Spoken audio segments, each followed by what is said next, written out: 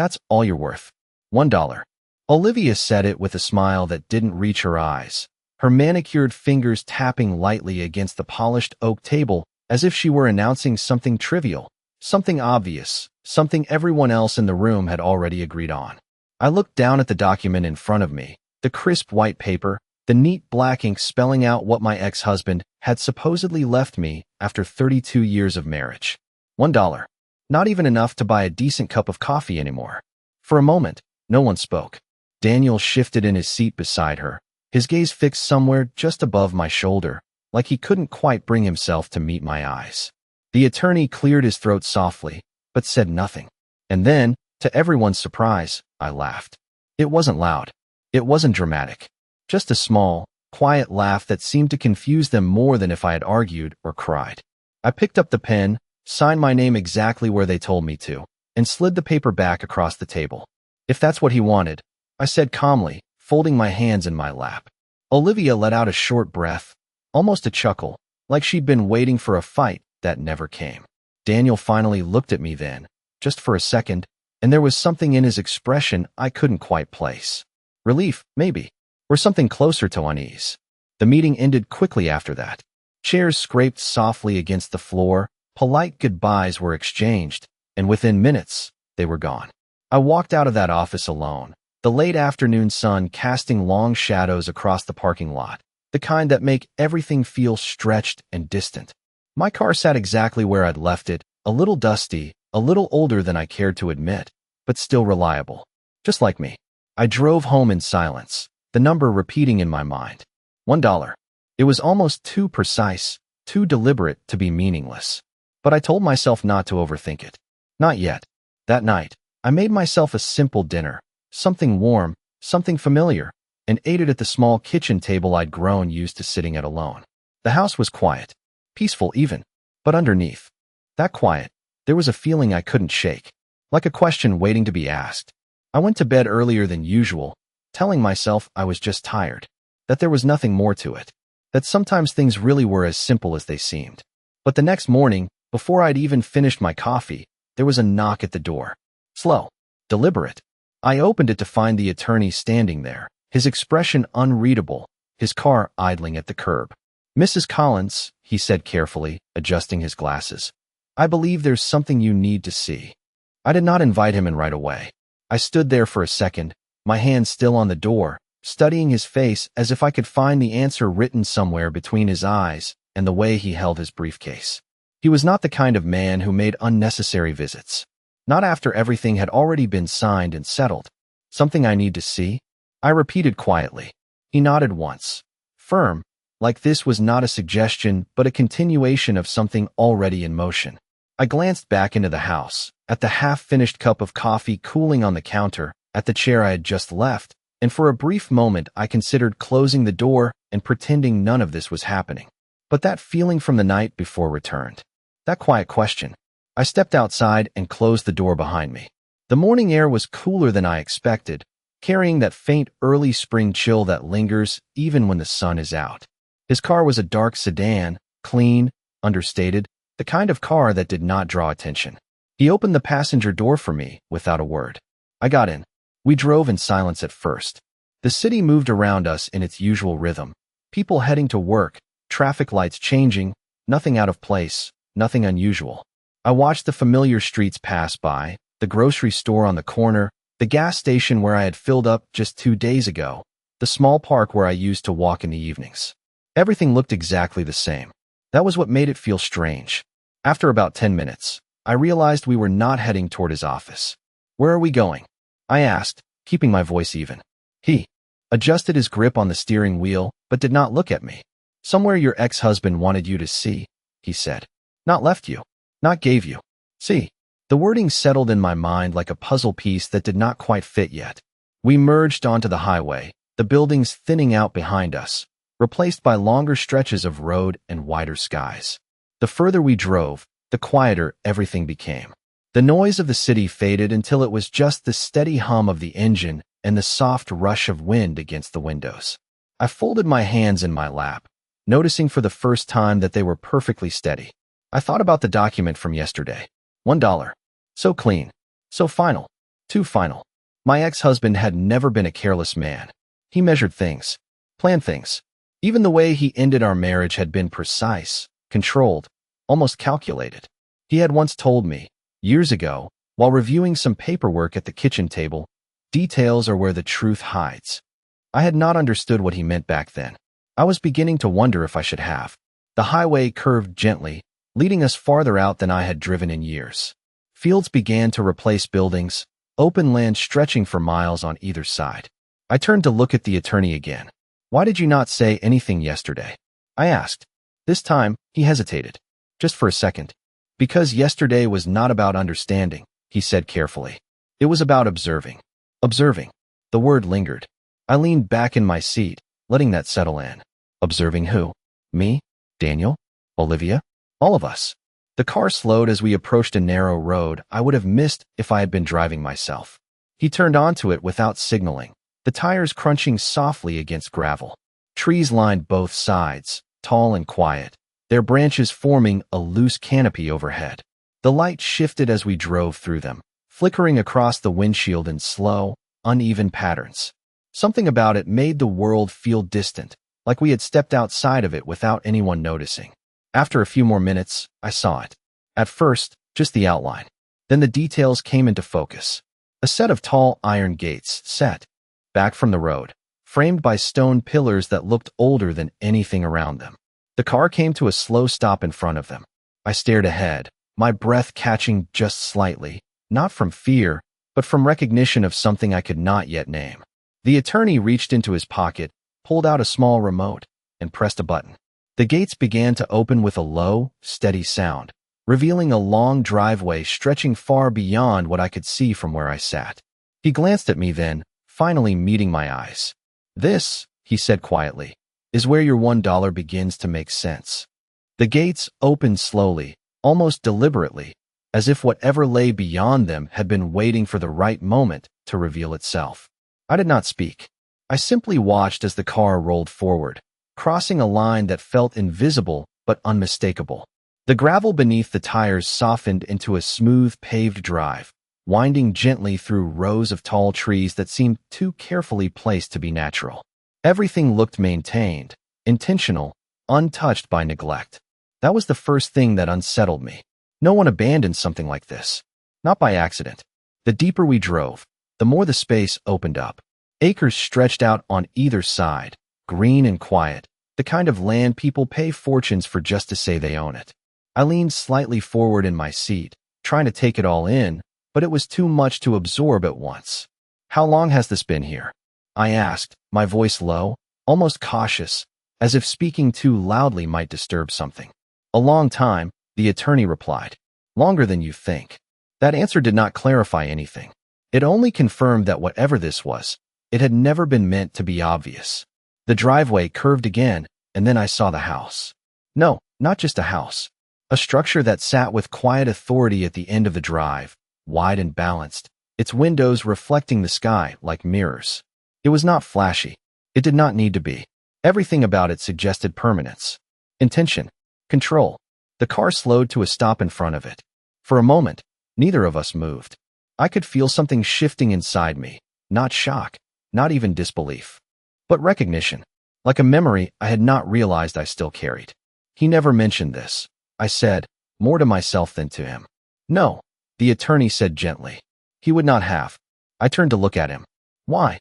He exhaled slowly, as if choosing his words with care.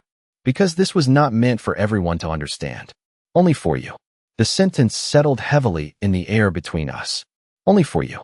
I opened the car door and stepped out, the ground firm beneath my feet, the air quieter here than anywhere I had been in years. No traffic, no distant noise, just space. I walked a few steps forward, my eyes tracing the lines of the house, the details that revealed themselves the longer I looked. This was not a sudden purchase, not something done in haste. This had been planned, carefully, over time. "The $1, I said slowly, turning back toward him. "It was never about money." He nodded. "No, it was about clarity." I let out a small breath, almost a laugh, but not quite. Clarity. I thought about Olivia's smile, about Daniel avoiding my eyes, about how easy it had been for them to accept that I was worth exactly what was written on that page. They had not questioned it. Not once.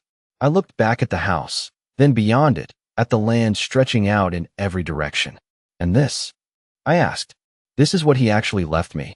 The attorney stepped forward, standing beside me now, his gaze following mine. This, he said quietly, is what he trusted you with. Trusted. Not gifted. Not given. Trusted. The difference mattered. I felt it settle into place, like something finally aligning after being just slightly off. I did not feel overwhelmed. I did not feel emotional. I felt steady, more steady than I had felt in a long time. I folded my arms loosely, taking one last look before turning back toward the car. Take me home, I said calmly.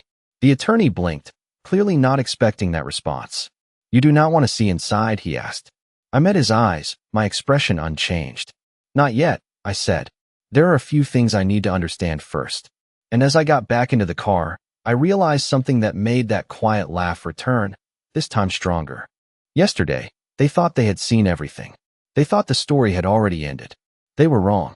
I watched the road on the way back, but I was not really seeing it. The trees passed by in the same slow rhythm, the light flickering through the branches just as it had before, but everything felt different now, as if something invisible had shifted into place. I did not ask more questions. I did not need to.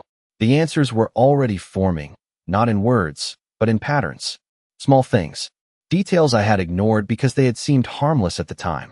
When we reached my house, I stepped out without hesitation. Thank you, I said, closing the door gently. The attorney nodded once, like he understood more than I had said, and drove off without another word. I stood there for a moment, looking at my front door, at the quiet street, at the life I had believed was simple. Then I went inside. The house felt the same, but I did not. I walked straight to the small drawer by the kitchen, the one where I kept old documents I rarely touched. Papers that belonged to another time. Another version of me. I pulled them out one by one, laying them across the table in careful lines. Old bank statements. Property records. Letters. I had kept them out of habit, not intention. But now, they felt like pieces of something unfinished. I sat down and began to read. Slowly. Methodically. Not searching for anything specific, just letting the details come to me. Numbers. Dates. Signatures. Patterns. That was when I saw it. Not something obvious. Not a large sum or a missing account. Something smaller. A transfer made years ago. Then another. Always at regular intervals. Always just under the threshold that would draw attention. I leaned back slightly, my fingers resting on the edge of the paper. He had not hidden everything. He had simply moved it. Quietly. Carefully.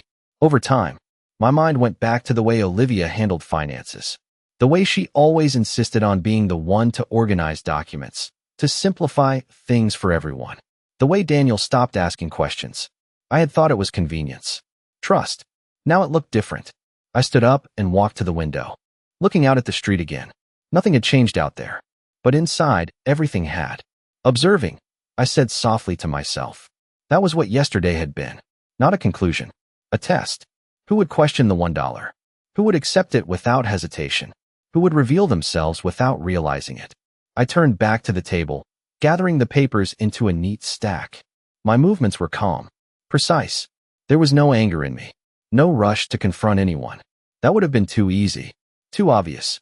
Instead, I picked up my phone and opened my contacts. I did not call Daniel. Not yet. I scrolled past his name, past Olivia's, until I reached someone I had not spoken to in years. An old accountant. Someone who had worked with my ex-husband long before everything changed. I hesitated for just a second, then pressed the call button. It rang twice before he answered, his voice older but still steady. Margaret, he said, surprised. It has been a long time. I allowed myself a small smile, though he could not see it. Yes, I replied calmly. It has. And I believe it is time we took a closer look at something that was never meant to be obvious. I ended the call a few minutes later, setting the phone down beside the papers. Outside, a car passed slowly down the street. Inside, I stood there in the quiet, the pieces continuing to fall into place. Yesterday, they thought I had accepted my place. Today, I was beginning to understand it. And understanding, I had learned, was far more powerful than reacting. He arrived that afternoon, just as the light began to soften through the kitchen windows, casting long, quiet shadows across the table where the papers still lay in careful order. I opened the door before he could knock a second time. Time had changed him, but not in ways that mattered. His posture was the same. His eyes still carried that sharp, measured awareness I remembered. "Margaret," he said, stepping inside, his gaze already moving toward the documents. "You sounded certain on the phone." I closed the door behind him and gestured toward the table. "I am," I replied simply. He did not ask for coffee. He did not sit right away. Instead, he walked over. Slowly, picking up one of the statements, scanning it with the kind of focus that does not miss small things. Minutes passed in silence. The kind that does not feel empty, but active. Then he nodded once. "I was wondering when you would see it," he said quietly. I pulled out a chair and sat down across from him. "So it is real," I said. He looked up, meeting my eyes. "It is deliberate," he corrected. That word again. Everything about this felt deliberate. I folded my hands together, keeping my voice steady. "He moved it over time." "Yes," he said. "Small amounts. Consistent intervals. Always structured in a way that would not raise questions." I leaned back slightly, letting that settle. And no one noticed. He gave a small, almost thoughtful shrug. Someone might have, but they would have needed to know where to look. And more importantly, why? Why?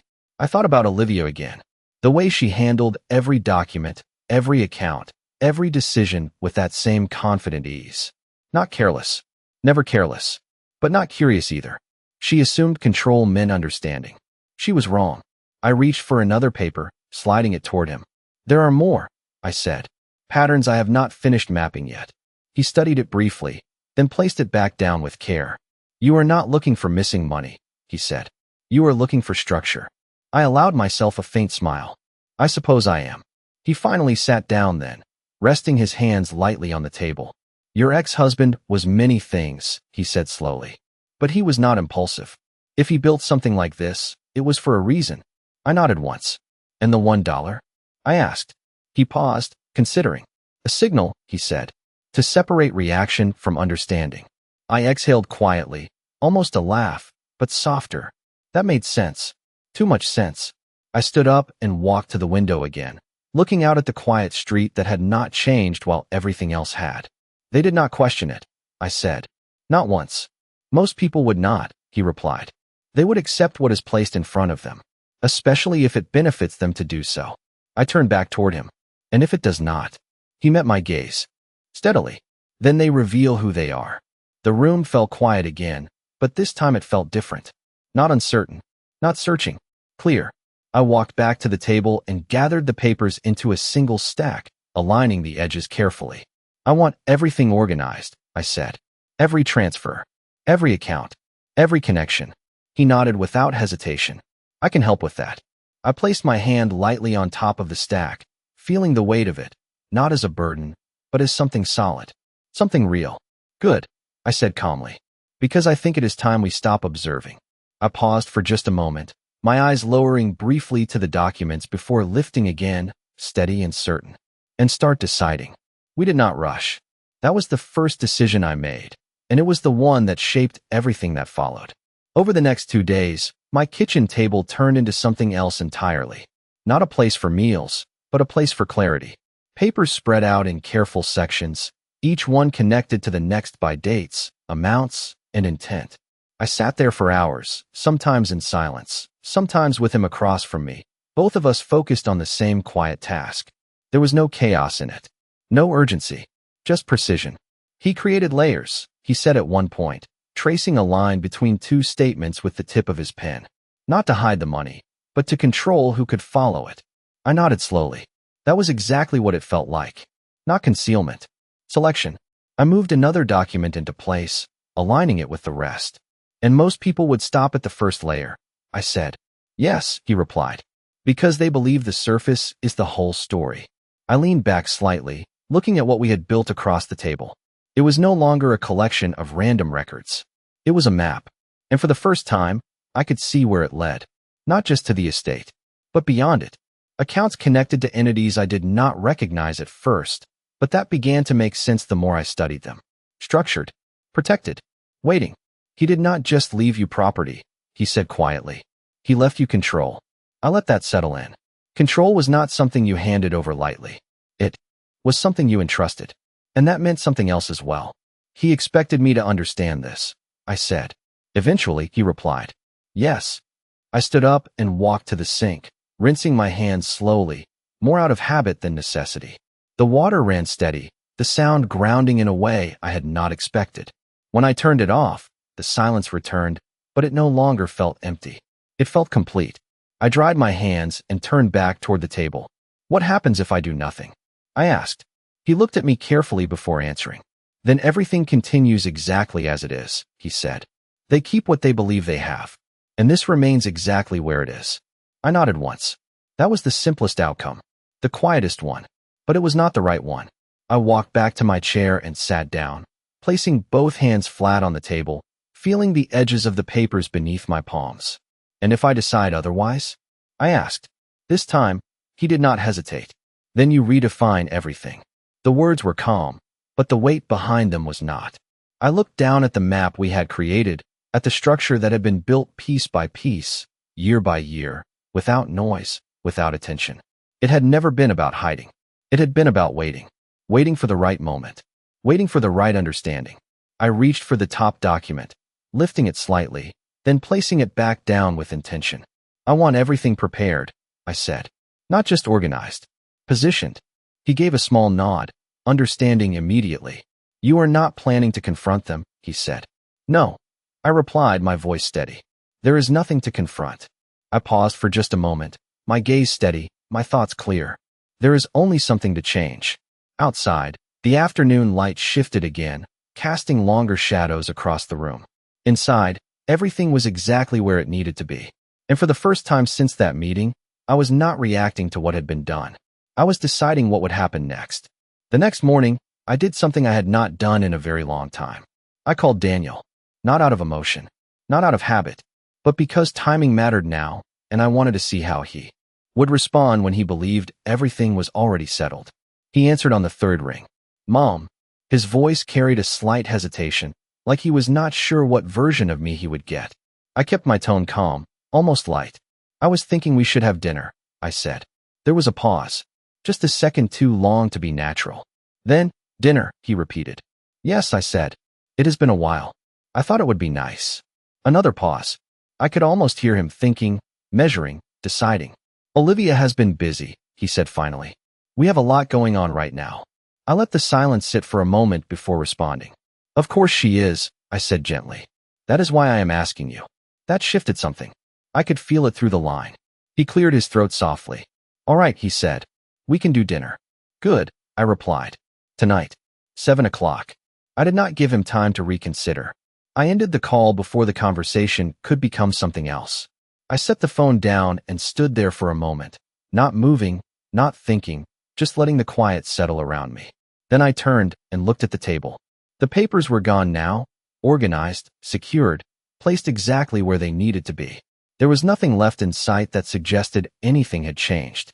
That was important. When 7 o'clock came, I was already dressed, already waiting. The house was clean, simple, unchanged. I had prepared a modest meal. Nothing elaborate. Nothing that would draw attention. Just enough to feel familiar. When the doorbell rang, I did not rush. I walked to the door at the same steady pace I had used for everything else. When I opened it, Daniel stood there, Olivia just behind him. Of course she came. I stepped aside without comment, letting them enter. Olivia's eyes moved quickly through the room, subtle but observant, taking in every detail, every sign of change. She would not find any. It smells nice, she said, her voice smooth, controlled. I nodded once. It is something simple, I replied. We sat down at the table, the same table where everything had been laid out just a day before. Now it held plates, glasses, nothing more. For a while, we spoke about ordinary things. Work, weather, small updates that filled space without meaning anything. Daniel spoke more than usual, his tone slightly forced, like he was trying to maintain something that was no longer natural. Olivia listened more than she spoke, her attention shifting between him and me, always calculating. I watched them both without appearing to. That was the key. Observing, just as he had intended. Then, at just the right moment, I set my fork down. Not abruptly, not dramatically, just enough to change the rhythm of the room. I have been thinking about yesterday, I said calmly. Daniel stiffened slightly. Olivia did not move, but her eyes sharpened. There is nothing more to think about, she said quickly, her tone light but firm. I looked at her, holding her gaze for just a second longer than necessary. You are right, I said softly. There is nothing more to think about. I paused, letting that settle before continuing. There is only something to understand. Neither of them spoke. The silence that followed was different now. Not empty. Not casual. It was the kind of silence that comes right before something changes. And this time, I was the one controlling when that change would begin. I did not rush to fill the silence. I let it stretch, just long enough for discomfort to settle in, just long enough for them to start wondering what I would say next. Daniel shifted slightly in his chair, his hand tightening around his glass. Olivia remained still, but I could see it in her eyes. She was recalculating. Understanding what? Daniel asked finally, his voice quieter now, less certain. I looked at him, really looked this time, not as a mother trying to protect him, but as someone seeing him clearly for the first time in years. Understanding how easy it was, I said. For both of you. Olivia's lips pressed together into a thin line, but she said nothing. That told me more than any words could have. I picked up my glass, took a small sip of water, and set it back down carefully. $1. I continued, my tone calm, almost reflective. Such a precise number. Not random. Not careless. Daniel glanced at Olivia, then back at me. Mom, it was just what? The will said. He replied, a little too quickly. I nodded slightly. Yes, that is exactly what it said. I let the words hang there before continuing. And neither of you questioned it. Olivia leaned forward just a fraction, her voice smooth again, controlled. Why would we? It was legal. It was final. I met her gaze, holding it steady. Final, I repeated softly. That is an interesting word. She did not respond. Daniel looked between us, the tension now visible in the way he sat, the way he breathed. I placed my hands lightly on the table, my fingers relaxed, my posture unchanged. You accepted it immediately, I said. No hesitation. No curiosity. No concern. I paused, just long enough for the meaning to settle. That tells me more than anything else could. Daniel frowned slightly. I do not understand what you are trying to say, he said. You do not need to, I replied gently. Not yet. Olivia exhaled slowly, a faint smile returning to her face, but it was thinner now, less certain. If you have something to say, Margaret, you should just say it, she said. I tilted my head slightly, considering her words. Then I smiled. Not broadly, not warmly, just enough to acknowledge what she thought she wanted. I already have, I said. The room fell quiet again, but this time it felt heavier, like something had shifted beneath the surface and they could both feel it without understanding it. I reached for my fork again, continuing my meal as if nothing had changed. That was the part they were not expecting. Not confrontation, not explanation, just calm, just control. After a few moments, Daniel spoke again, his voice softer now. So, everything is fine? He asked. I looked up at him, my expression steady, my voice even. Everything is exactly as it should be, I said. And that was the truth. Just not the truth they believed. Olivia watched me closely, her eyes searching for something she could use, something she could define. She would not find it, because there was nothing left to take. Not from me. Not anymore. I finished my meal slowly, without hurry, without tension. And as the evening moved forward, I realized something simple, something certain. They still believed they understood the situation. They still believed they were in control. And for now, I was going to let them believe that. Because the moment they realized they were wrong would not come from anything I said. It would come from everything I had already decided. They did not stay long after dinner. Olivia was the first to stand, smoothing out her coat with that same composed precision she carried into every room, every conversation, every decision she believed she controlled. Daniel followed a moment later, slower, less certain, like he was still trying to understand something he could not quite name. I walked them to the door without hurry, without hesitation. When I opened it, the night air slipped quietly into the house, cool and still, carrying that faint sense of distance that always comes after something has shifted, even if no one has acknowledged it yet. Thank you for dinner, Daniel said, his voice softer now, searching for something familiar that no longer existed. I nodded once. Of course, I replied. Olivia held my gaze for a second longer than necessary, her eyes sharp, measuring, trying to find an angle, a weakness, a clue. She would not find one. Not anymore. We will talk soon, she said. It was not a question. It was a statement. I allowed a small, polite smile. We will, I said. Then I closed the door. The sound was quiet, but final. I stood there for a moment, my hand still resting against the wood, feeling the stillness settle around me again. No tension, no lingering weight, just clarity. I turned and walked back into the house, the same steady pace I had carried through everything else. The table was still set, the dishes untouched since they left, the room exactly as it had been before, and yet completely different. I cleared the plates one by one, rinsing them under warm water, placing them carefully into the rack. Simple movements, ordinary actions, but each one felt deliberate, grounded, complete. When everything was clean, I dried my hands and walked into the living room, reaching for the folder I had placed there earlier. It was thinner now, refined. Only what mattered remained. I sat down, opening it slowly, reviewing the documents one last time. Everything was in place. Accounts aligned. Access secured. Transfers prepared, but not yet executed. That part would come next. Not out of reaction, out of decision. I closed the folder and set it beside me, my gaze drifting briefly toward the window. Outside, the street was quiet, the houses dark, everything unchanged on the surface. They were probably driving home now, speaking in low voices, trying to piece together what had just happened, or more importantly, what had not happened.